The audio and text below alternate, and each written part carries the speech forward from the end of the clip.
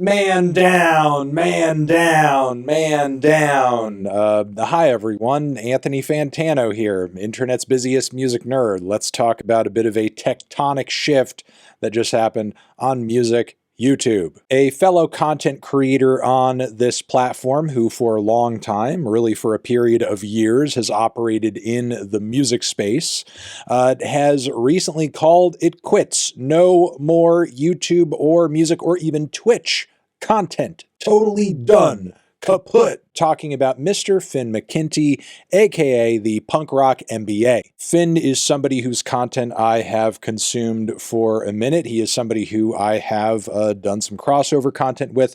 I have literally met this man in person. And for a while, I sort of watched his channel from afar, and regardless of whether or not he covered artists that I like, regardless of whether or not he expressed musical or even political opinions that I personally agreed with, he was somebody who was very persistent and consistent with his content release schedule, with what I saw to be his content quality. Disagreements aside, he was somebody who, I don't know, I didn't really have a whole lot of smoke for, because he just seemed like somebody who worked really hard at what he did and knew what he was doing when it came to just making music content. I mean, for anybody who is uninitiated, the brand proposition for a Finn McKenty, for a punk rock MBA, was essentially that he was, as a content creator, marrying his passion for music and his background as somebody who was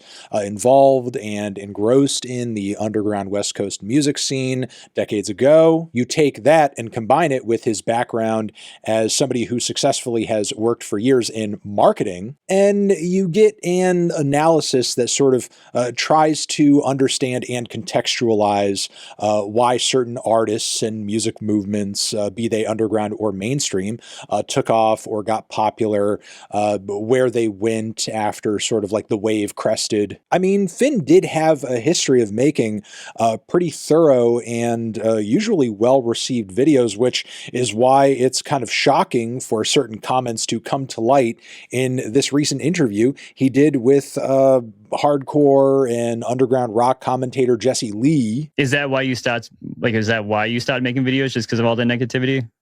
No, it's because like I don't really have any interest in music, so I was just doing it for the money, and I hit my financial goals, and so there's really just no reason for me. Like, I don't have to keep doing it. I'm not, our time on this earth is limited. Like, don't spend it doing shit you don't have to do if you don't want to. It's like I made enough money from this. I don't have to keep making videos about System of a Down, so I'm going to stop. Man, so you really didn't enjoy it at all? There's just like no part of you that was like, oh, I'm excited to talk about this band today, or anything like that. It was always just completely transactional for you. Yeah, I don't have any interest in music at all. You don't miss it then. That's what you're getting at. No. Yeah. It's the money is nice, but I made enough from it that I'm good. Yes, at least a few times in this interview posted to YouTube, he confirms a general and total lack of interest in music, even confirms that he has never actively sought out listening to bands like System of a Down. You just seemed like such a wealth of knowledge. Like, you knew so much about the topics you were talking about that I was like, dude, I can't make content. Like, I don't know, like the encyclopedia history of all these bands, but well, neither do I. It's just like literally look it up on Wikipedia. I don't know. Like, I've never listened to System of a Down in my life. I mean, he puts it a bit more bluntly than that. I want to give the guy some credit, because I'm presuming at some point across his lifetime, he has to have heard like chop suey in passing, no? But yeah, despite the fact that this man has made content about System of a Down, he claims to have never really listened to them, which I guess you have to presume is the case for maybe a lot of the artists that he talked about on his channel on a regular basis. But when you analyze, I guess, like, the genetic makeup of Finn's content for the most part, I guess like it's not that hard to believe, because a lot of his videos would have more to do with kind of like the historical background and context of a certain band, how they started, where they started, what their influences were, like what basically the musical and, again, contextual DNA of a certain group or genre was within the era that it existed. Which, yeah, I guess you don't necessarily have to be a big music aficionado in order to research these facts and bits of information and then compile them into a video. Well, yeah, and that's what you said. I heard you say that one time in an interview. You're like, yeah, I just basically read her Wikipedia page and I'll show up some pictures and some context. Yeah. And yeah, I mean, technically, I could, without ever having heard a Velvet Underground song, for example, probably use the internet to find a bunch of information about the Velvet Underground and who's in the band and what songs they wrote and which songs are the biggest and what they inspired and what other artists kind of borrowed from them and what artists they borrowed from and so on and so forth, and incorporate some stuff about Andy Warhol in there somewhere. Yeah, especially with my journalism degree, I probably could pull together such a video about a band such as VU without having heard their music. However, would I do that? Especially as a YouTuber, like just starting out and trying to build a channel? No, probably not. Not only because that would be a little disingenuous, but on top of that, the process of making that video would be pretty grueling, and it would be odd to me personally to sink all of that effort into something that I wasn't even really all that invested in the first place. But in this interview with Jesse Lee, that's essentially what Finn admits to doing. And again, you may be wondering, like, if Finn has no interest in music at all, why was he doing this all of this time?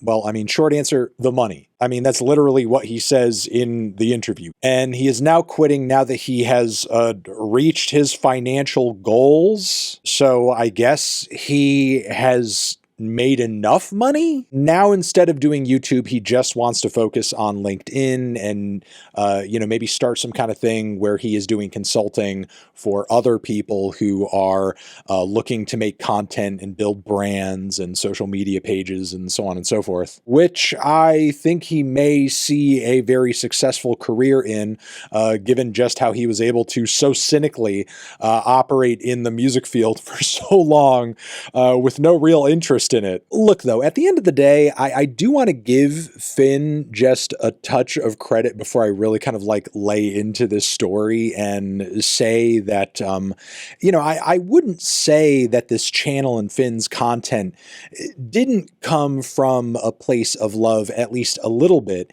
It just wasn't a love for music. And that's the thing. As you listen to this interview with Jesse Lee, if you do, it becomes very apparent that, like, what Finn's drive behind the punk rock MBA was really sort of like a desire to build himself up and market himself and sort of like, have a really first-person hands-on approach to the entire experience of building a brand from the ground up. However, building a channel such as the Punk Rock MBA is not merely just a general exercise in social media marketing. At the end of the day, it was, in fact, a music channel, so in order to execute that marketing and execute it well, you're going to have to engage at least a little bit on some level with the music world and music and drama in the music world, news stories in the music world, the history of the artists that you're engaging with on a regular basis and their fan bases, which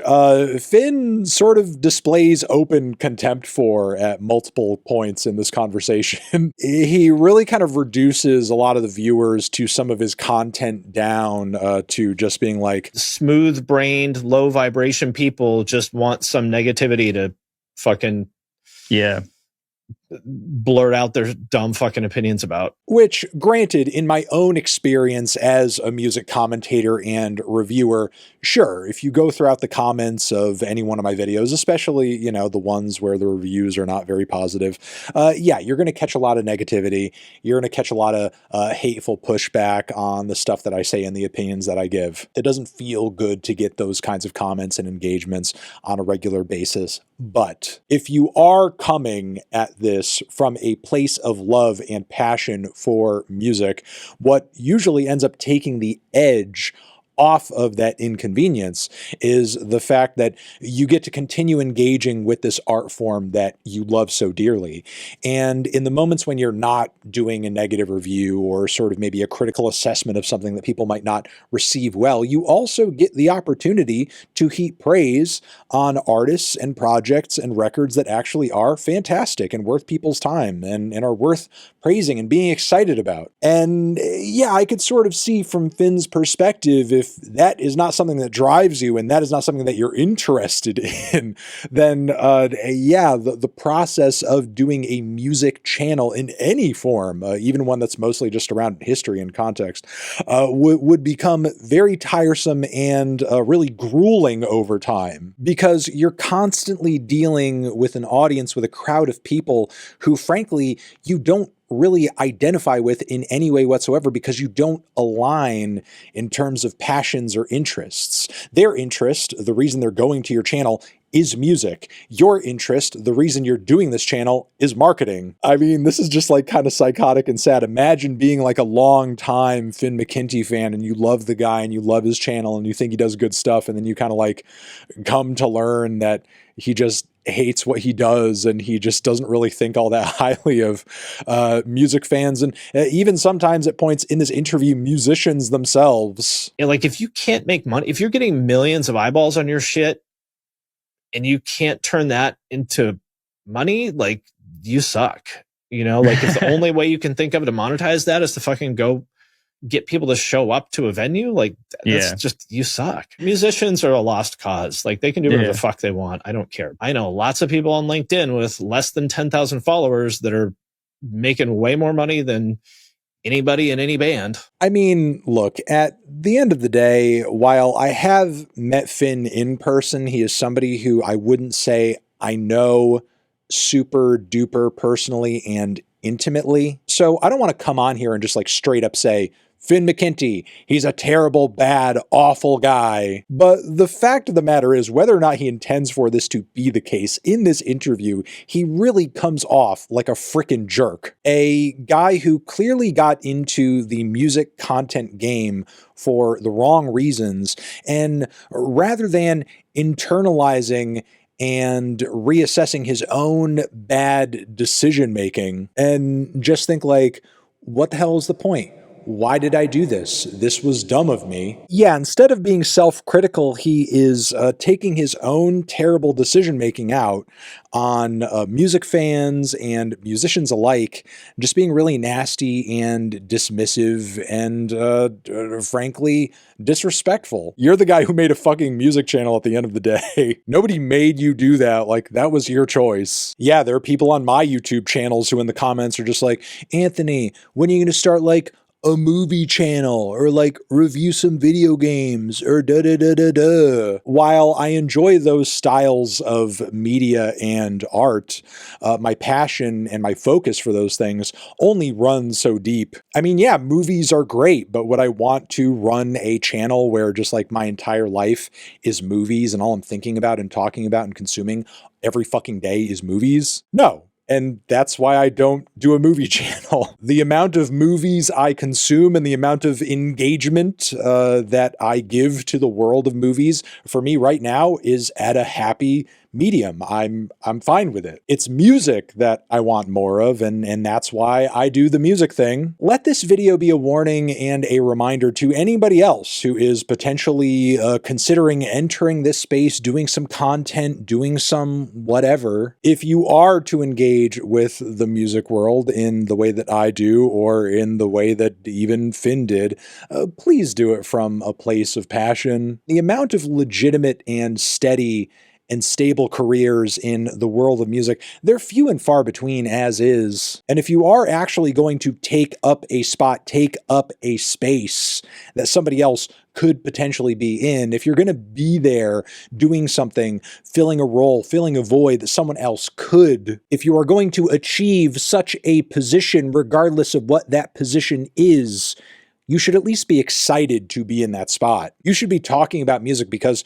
you're excited to be talking about music, just as I am, whether I'm, doing a Kendrick Lamar GNX review, 30 minutes long. I know it's going to get a couple million fucking views. But also, I'm pretty damn excited to review albums on a regular basis that, frankly, not quite as many people on my channel watch. And I just sort of know and understand that is the nature of the beast. People, for the most part, want to hear about records and artists and albums that they are listening to or happening upon casually, or that they are already big fans of. It is what it is. I will admit, having a good and steady career in content creation of any type typically will require you at some point to follow trends and various happenings within your field of choice, just so that you keep your finger on the pulse and you're engaging in the kinds of conversations and discourses that people want to have. If music is your passion, as it is for me, even some of the most mainstream or accessible discourse to engage in is pretty fun and entertaining to do. Yeah, this is not really a great look for Finn, at least within the music world anyway. I suppose if you are the CEO of a Fortune 500 company and you're just looking for somebody who is going to just mechanically find out ways to market something that you're trying to push to the world, regardless of whether or not they care about it or have any passion for it, Finn may in fact be your guy. And I guess I wish him all the luck in the world with his marketing efforts into the future, as that seems like it's just better of a fit for him personally. But yeah, disappointing. Weird and disappointing.